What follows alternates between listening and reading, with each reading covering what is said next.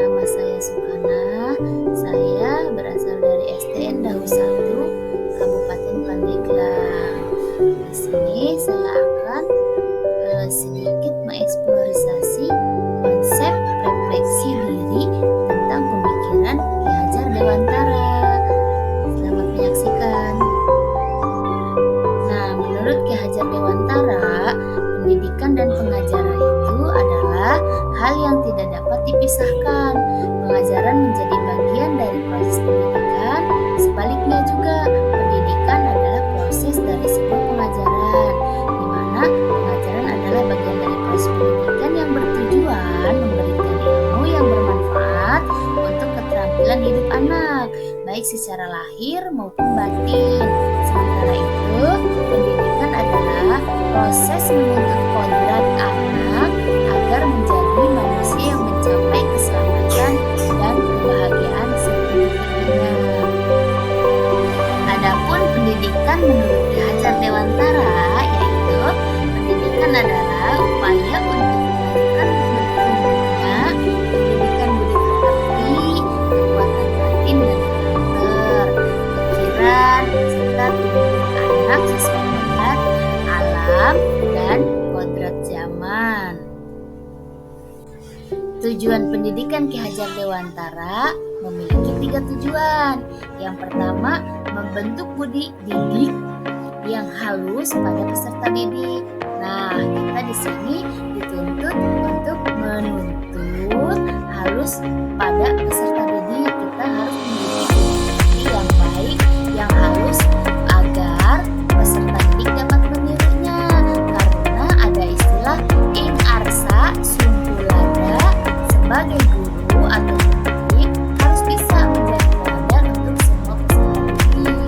Tujuan yang kedua, meningkatkan kecerdasan otak peserta didik. Ya, ada juga bahasanya itu menurut Ki Hajar Dewantara, yaitu imadya mangun karsa, yaitu pendidikan mampu menciptakan ide bagi peserta didik.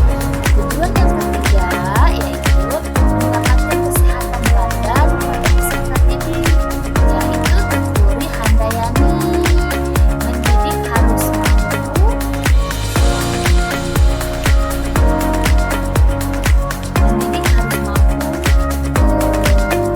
menyeimbangkan antara konsentrasi keadaan anak dengan keadaan fisik anak. Ki Hajar Dewantara juga mengibaratkan peran pendidik itu sebagai petani. Nah, anak didik itu sebagai biji yang ditanam oleh petani. Nah, di sini kita sebagai pendidik hanya menyediakan lahan di mana anak mampu dan bisa mengeksplorasi, mengekspor kemampuan dia sesuai bakat dan minat anak. Kita itu tidak boleh membebankan kepada anak, tapi anak akan mengeluarkan kemampuannya sendiri. Pembelajaran dari filosof Ki Hajar Dewantara empat, yaitu yang pertama, memerdekakan dan berpusat pada anak. Jadi kita sebagai pendidik harus memerdekakan anak serta pembelajaran kita itu berpusat pada anak. Yang kedua, mengikuti perkembangan zaman, di mana pendidik yang kreatif, aktif, dan menyenangkan itu memanfaatkan zaman yang berkembang. Yang ketiga, tidak bertentangan pada nilai-nilai kemanusiaan. Keempat, mampu membangun budi pekerti, budi anak yang berpusat pada prosesnya bukan pada hasilnya. Adapun perubahan budi pekerti menurut Ki Hajar Dewantara itu diartikan sebagai perpaduan antara citra kognitifnya, rasanya, atau efektif, sehingga menciptakan karya atau sebuah pendidik. Pendidik harus bisa mengubah budi pekerti peserta didik menjadi lebih baik.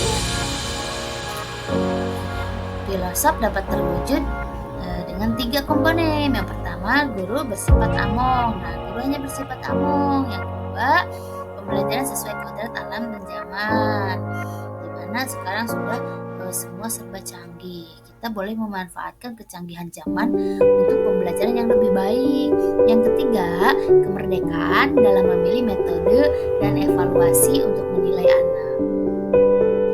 Nah, adapun konsep pemikiran Ki Hajar Dewantara di kelas yaitu pembelajaran dengan mengikuti perkembangan zaman, proses pembelajaran yang menarik.